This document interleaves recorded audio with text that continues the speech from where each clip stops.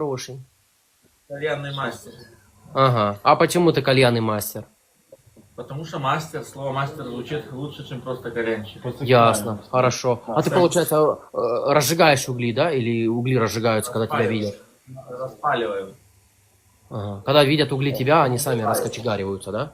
Я поняла. А слушай, а зачем Дарксайд вы курите? Это же пойло, моча ослиная, она же слабая. Та нема Дарксайда, нема. Я гоню, я думав, ти знаєш Дарксайд просто.